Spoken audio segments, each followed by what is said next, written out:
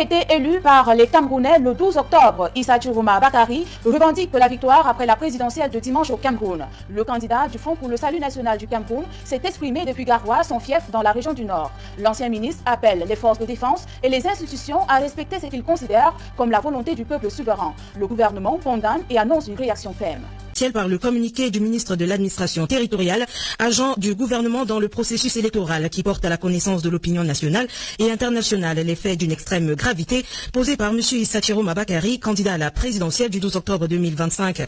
Le lundi 13 octobre 2025, le candidat Issa Chiroma Bakary, en violation de tous les textes juridiques qui encadrent le processus électoral, a diffusé un message enregistré à partir de son domicile dans lequel il s'est autoproclamé vainqueur du scrutin présidentiel. Le ministre de l'administration territoriale dénonce et condamne avec la plus grande fermeté cette imposture et le comportement irresponsable de ce candidat aux abois qui a été incapable de se faire représenter dans la moitié des bureaux de vote sur l'étendue du territoire national.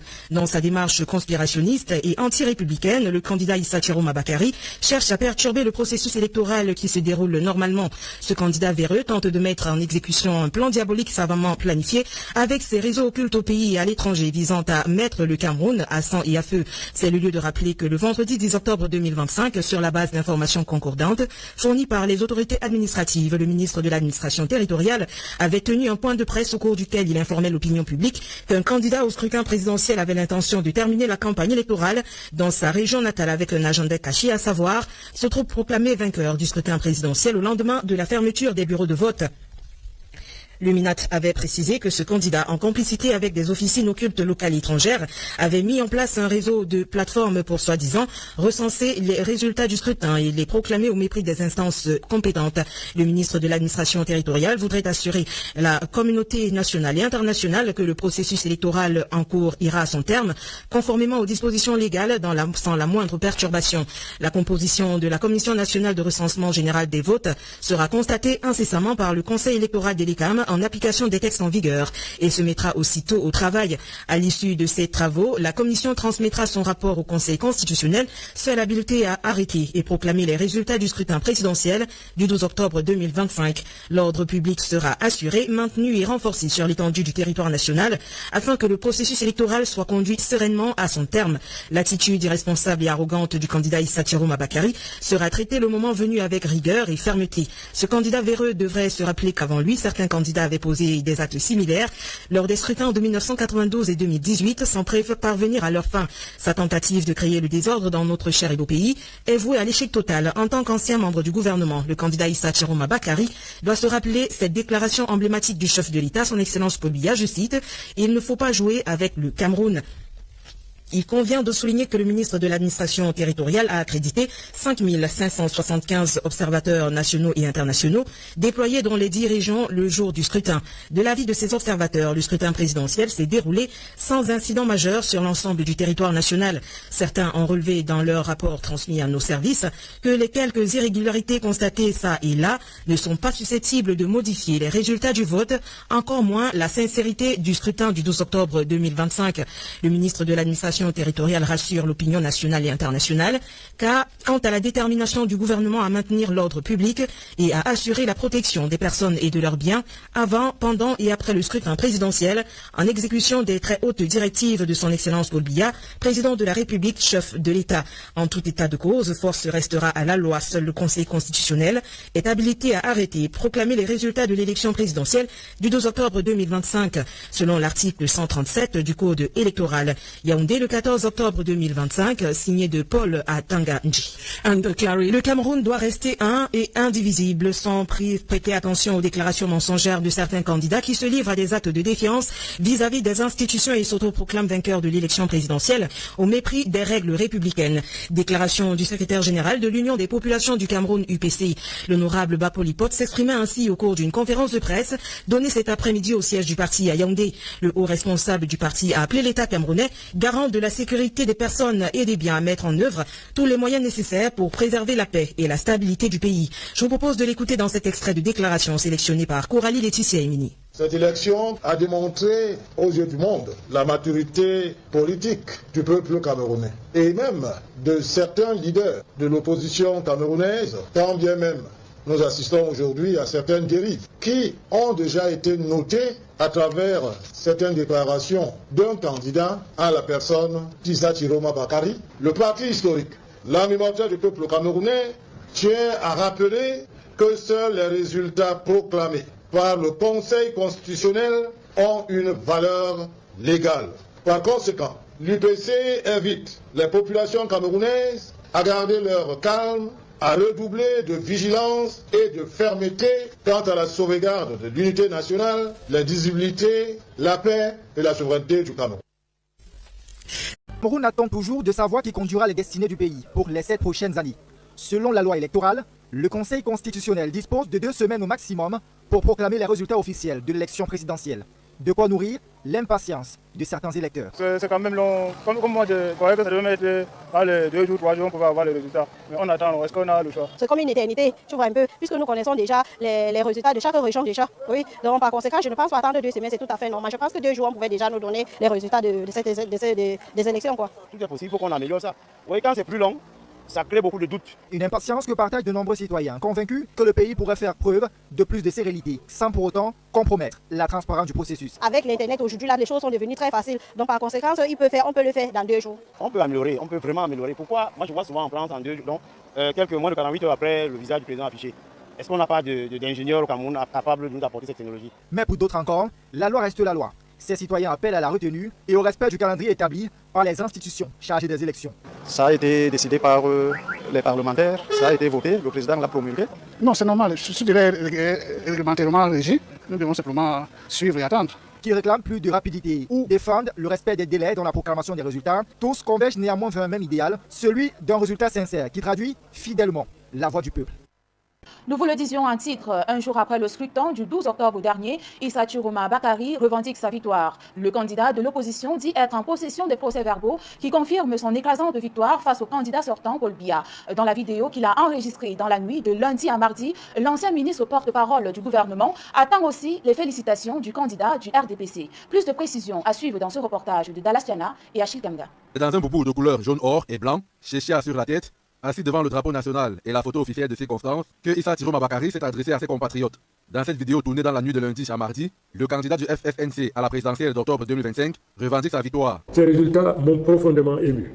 Ils montrent que cette victoire dépasse ma personne. Elle est une sanction claire du régime en place et un plébiscite en faveur d'un changement immédiat, car la victoire est écrasante. L'ancien ministre de Paul Biya appelle à cet effet les institutions et toutes les autorités administratives à ne point se rendre ennemis du peuple qu'ils sont censés servir.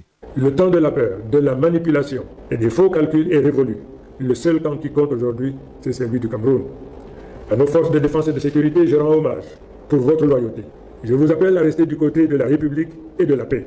Ne laissez personne vous détourner de votre mission. Dans cette vidéo qui dure 5 minutes, Issa Chiroma Bakari salue l'engagement du peuple du changement et des acteurs politiques qui l'ont précédé dans cette lutte pour la libération du Cameroun. Je vais d'abord dire merci au peuple camerounais. Merci d'avoir cru en moi. Merci d'avoir cru en nous. Merci d'avoir cru au changement.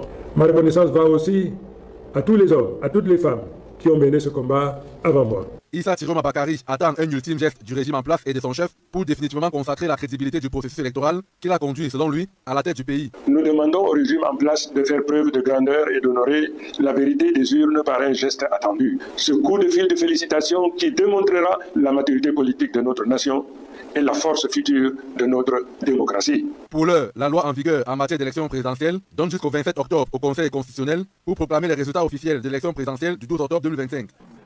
Et le sujet est au cœur de l'actualité de la presse nationale et internationale. Du Cameroun à Dakar au Sénégal, en passant par Paris et Londres, la presse y révèle la témérité d'un homme prêt à défier son ancien allié de 92 ans qui veut briguer un 8e mandat. Jean-Paul Mboyo et Carlos Miné nous en disent plus. La longue attente liée à la proclamation des résultats officiels du scrutin présidentiel par le Conseil constitutionnel fait les choux gras de la presse locale. Après 2 jours d'incertitude quant à l'issue des tendances, Issa Chiroma Bakari, dans une sortie largement commentée, a revendiqué sa victoire claire. Un coup de pression du candidat sur Elecam confirme le journal Émergence face à la menace de manipulation des procès-verbaux. L'enthousiasme fait toutefois vite place à l'inquiétude du messager qui, attention, prévient sans concession dans son enquête que malgré cette revendication du candidat Issa Chiroma, la chute de Paul Biya du pouvoir ne se fera jamais par les urnes. D'ailleurs, il est très clair pour la nouvelle expression que le candidat du parti au pouvoir en quête de battre tous les records de longévité à la gestion d'un État s'accroche pour pulvériser le record de 50 ans au gouvernail. Sur le continent africain, La revendication de la victoire écrasante du scrutin du 12 octobre par Issa Chiroma n'a pas échappé à Jeune Afrique, qui confie que celui-ci a mis au défi le candidat sortant Paul Biya de le féliciter. Une annonce relayée par le journal en ligne CNews News qui met en portrait face à face Paul Biya et Issa Chiroma. Africa Radio pousse à part avant cette revendication de la victoire, un défi frontal lancé par l'ancien ministre au président Paul Biya, au pouvoir depuis plus de 4 décennies. Le journal spécialisé dans les questions économiques et financières bouscule son agenda en évoquant cette actualité.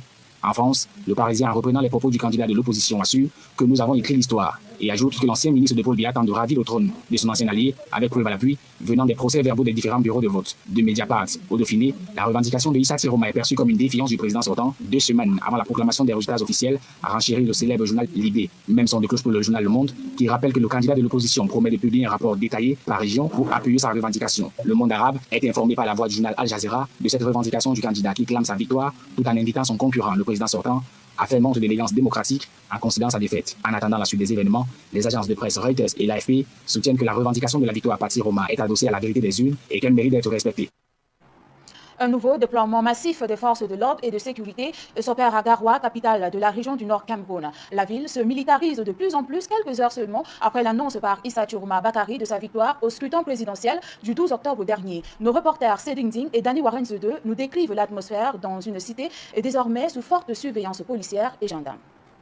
Dans la ville de Garoua, capitale régionale du Nord Cameroun, à moto, un son singulier retentit.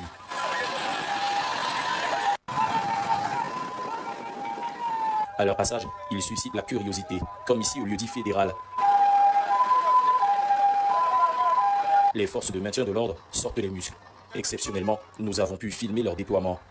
Il est bientôt 10 heures. Casque vissé sur la tête, les éléments de la police anti-émeute et de la gendarmerie nationale se préparent. À bord de camions et de pick-up, ils se mettent en route, sillonnant toutes les artères de la ville. Sur comment la population perçoit cette mobilisation exceptionnelle, personne ne veut dire un mot. Par peur ou par discrétion, nous l'ignorons. Sur la toile, les acteurs politiques ne le voient pas d'un bon œil. C'est le cas de Mamadou Mota, cadre du mouvement pour la renaissance du Cameroun. Dans une lettre ouverte adressée au Premier ministre chef du gouvernement Joseph Diangoté, l'homme politique s'insurge contre ce qu'il qualifie de militarisation de la ville et parle d'un acte de provocation politique irresponsable.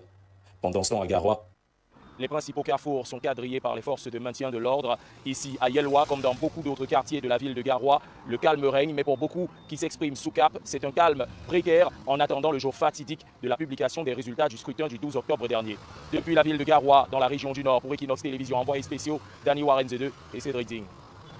Le scrutin présidentiel à peine terminé, les premières revendications fusent de toutes parts. Entre certitude de victoire, désaveu public et appel à la retenue, il règne désormais une atmosphère électrique. Chaque camp prétend détenir la vérité des urnes. Le reportage de Kemazou Mathilda Osomba et Gladys Sidi, Bambandja.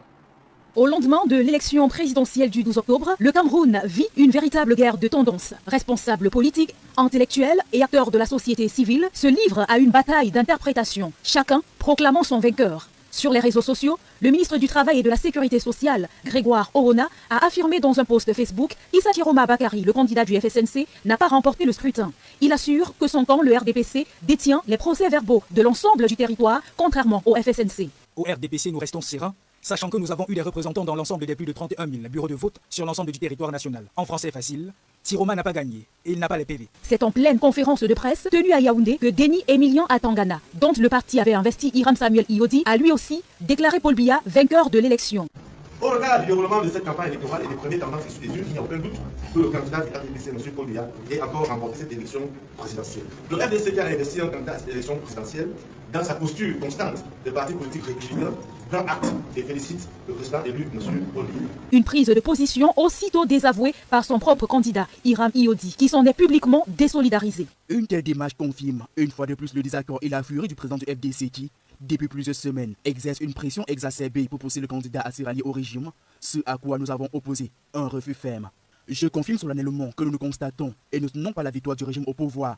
Les travaux au sein des commissions départementales ont débuté aujourd'hui et les premières tendances annoncent un moment historique pour notre pays. D'autres voix continuent de croire en la victoire d'Issa Chiroma Bakari. Le candidat Carston Eteki l'a d'ailleurs félicité dès la fermeture des bureaux de vote. Tout en félicitant le candidat Chiroma pour sa performance remarquable dans les urnes, j'en appelle à la responsabilité et au calme de tous. Dans le même esprit, Maître Aliscom, Eric Tindji, Alix de Beyala estiment que le peuple a massivement choisi le leader du FSNC. Et pour Maître Akeremouna, la question dépasse les querelles partisanes. Dans une déclaration, Il affirme que le peuple camerounais a parlé d'une voix claire et retentissante. Il salue un nouveau départ pour la nation et appelle les institutions à respecter le mandat du peuple. Maître Akeremouna invite aussi le président sortant a cédé le pouvoir pacifiquement, exhortant tous les candidats à privilégier la paix et la cohésion nationale.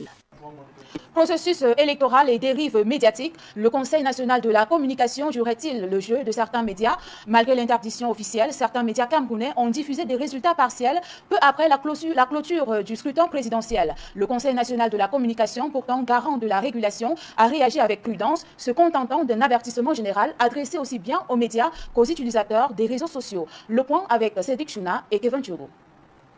À l'approche du scrutin présidentiel du 12 octobre dernier, le Conseil national de la communication servait une mise en garde sévère aux organes de presse, notamment sur les dérives médiatiques généralement observées en période électorale, dans le traitement et la diffusion de l'information.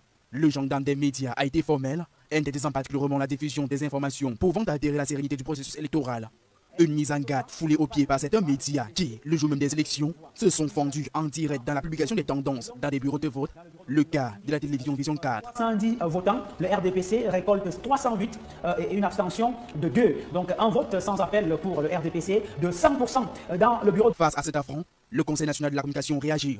Mais sans citer nommément le média, le CNC dit sa vive préoccupation face à la généralisation des publications hâtives et non autorisées de ces données présentées comme des résultats de l'élection présidentielle au Cameroun. Citant est que la publication des tendances et des résultats futiles partiels demeure interdite. Alors pourquoi, loin d'une main sévère, le régulateur des médias se limite-t-il à rappeler que l'évocation de ces résultats par bureau est susceptible d'établir une nuance fondamentale avec les résultats définitifs de l'élection, induire en erreur l'opinion et compromettre l'intégrité ainsi que la crédibilité du processus électoral, sans toutefois prendre des mesures coercitives directes vis-à-vis des mises en cause. Le RDPC l'emporte avec 80 voix, le PCAN 13 voix et le... Mais simplement poursuivant dans sa logique, le régulateur exhorte plutôt les professionnels des médias ainsi que les utilisateurs des réseaux sociaux à faire preuve de civisme, de retenue et de responsabilité, au risque de tomber sous le coup des mesures de régulation appropriées. Et au lendemain de